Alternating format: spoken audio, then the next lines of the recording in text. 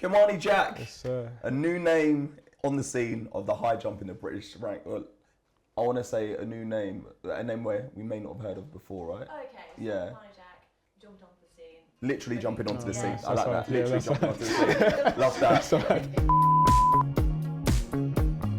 Kimani Jack, Yes, sir. literally a new name jumping on the scene. Obviously, you study in the States. Yes, sir. You've just won the NCAAs. That's amazing, no? Yes, it's been a goal I've been having all season. And like, you know, when you have something in your mind, I'm going to do this the whole year. And then when that thing finally happens, it's really cool. It's like achieving one of your dreams. It's just really sweet feeling for sure. So look, with a 2:31 PB on the high jump, you know, you're soaring to some high heights. How high do you think you can go?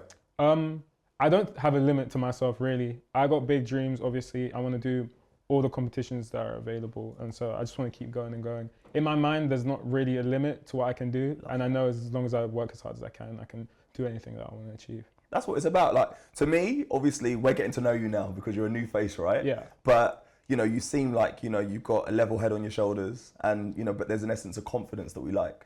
I mean, people look at the results. Results happen in track and field pretty much every day. And they look at it and they isolate it within one moment. But I don't think they actually appreciate how much hard work it takes before to sort of see that improvement and reach those results. So I think the confidence in what I can do is based on how hard I work in practice and in things like that. So yeah, I'm really confident I can do those things. Where does the confidence come from? Is it from London? Is it from Birmingham? Is it from Georgia? You know, you've got quite a few different backgrounds at play. Yeah. It must be quite nice to have, you know, different cultures help you be where you are today, Yeah, right? for sure. I think it starts with my family. So my family are from a Caribbean background. Obviously, we love sport in the Caribbean, especially track and field. That's sort of baked into the culture. And I think, especially when you have that combined with London, the sort of confidence that comes with London as well, I think that's something that makes me really, really confident in what I can achieve. Like, I see people and role models go all the way all the time, and I'm definitely confident that I can be one of those people as well. And obviously right now you're based in the States because you're studying there. Yeah. How did the systems differ? Because look, we're here at Birmingham. You're no strangers to Birmingham because you studied here also. I think in the US, it's very much I have to win sort of mindset. And for me personally, that's really good. I like the pressure and I sort of appreciate that. And because I'm confident in my potential and I'm also confident in my ability, that sort of I have to win mindset is something that I think I really appreciate and value. And when I'm looking at my teammates and I'm looking at the people within the NCAA as well, and I'm seeing all these crazy different performances, especially if you look at the NCAA final, which just happened the other day, you're seeing all these crazy performances and you kind of want to be a part of that. And I think when I'm surrounded by that, that sort of pushes me to want to be like that as well. Oh, that's what it's about. But getting to know you, outside of track and field, what does Kimani do? Who are you? Track and field has been pretty much my life recently. But there are different things I like to do. So I like to read. I've got favorite books. I like to watch YouTube, stuff like that. But outside of track and field, I think my passion is sports, but is kind of different sports as well if we're looking outside the track and field. So I like football, I like basketball. You haven't called it soccer yet? No, definitely I'm not doing that. That's something I can't get, that's something I can't get behind still. I like F1, I like all these different other sports and I'm always watching. And I think that's good as well because I think you can learn stuff outside of your sport that you can kind of use within your sport. So that sort of kind of helps me as well. And that's literally, that's what it must be like on campus. No, you're around all these elite athletes in different sports. Yeah. Do you have a shared mindset at that university? I think so. They call it the Georgia mindset. Okay.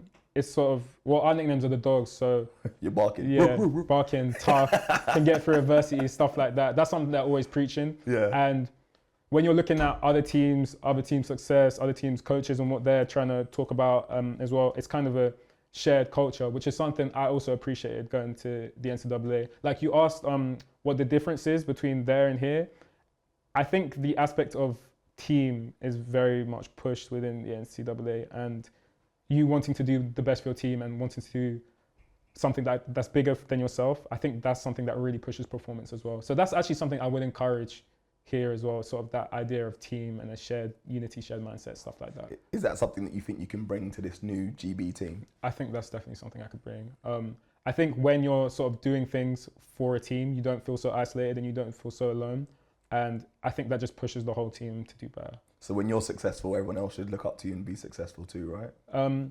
Yeah, I think you can take things from people's success, if that makes sense. Even if you're competing against them, that can still push you. Yeah. So that's something I definitely encourage. Whether it's me or whether it might be someone else, that sort of mindset is definitely something that I push for sure. Something you said that really resonated with me was that you want to be a part of it when you see others do well. Yeah.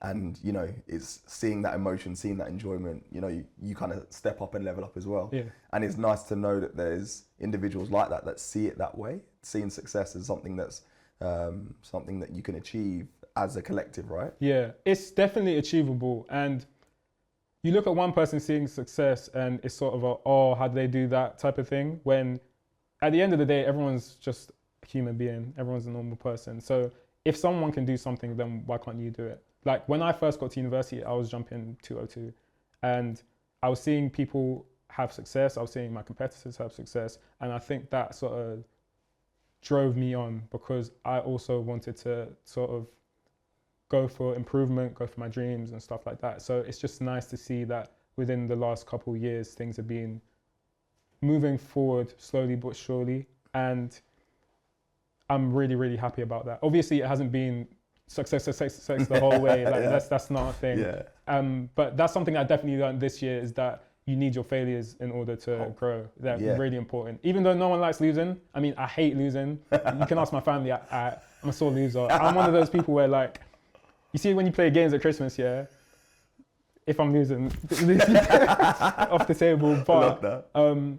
this year I've really appreciated that sometimes you need a bit of a setback to move forward. 100%. Yeah. Sometimes they say, you know, when the worst happens, you look around you and you're actually okay. Yeah. And it's somewhere to build from, right? Yeah, like So- you're awake the next day, nothing's gonna... And you're good to Yeah, go. we're good to go. Sometimes it's just good to be fearless, but, you know, looking at the European Championships, Yeah.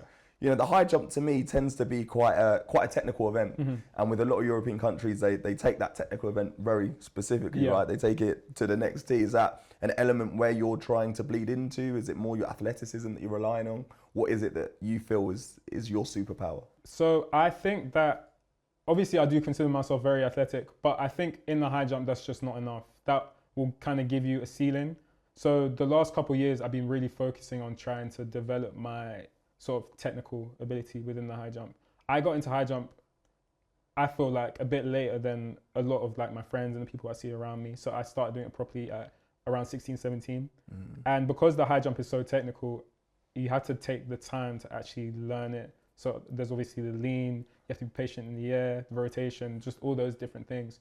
And so something that's really helped me is sort of watching those pros, whether that might be Diamond League, Europeans, Worlds, Olympics, stuff like that, and just seeing how they jump. Because I can really see that they have similar things that they do that make them so successful and so consistent. And that's something I've really been doing the last couple of years. Are you becoming a bit of a student of the sport? Yeah. Are you becoming obsessive with it? What does your sort of research session look like? So a lot of YouTube.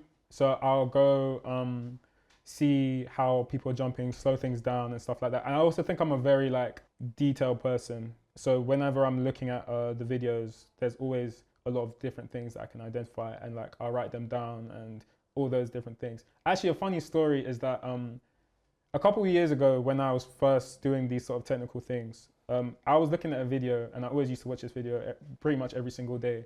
And I watched the same video I watched when I was like 17 a couple of weeks ago, and I realized it was my coach from Georgia without like, I just thought that was like a crazy coincidence, yeah. That's amazing. Yeah, so that's pretty fun. But those sort of things, I think YouTube really helps. And being a fan of the sport, I think really helps as well because, You know, but this is it, right? This is what I love about track and field. You don't know where it's going to take you or who you're going to meet, right? Yeah. And it's one of those things that, look, you're here representing Great Britain. It's one of the amazing feelings, right? Yeah, definitely. It's been a dream of mine since I was a kid to represent Great Britain, to represent England.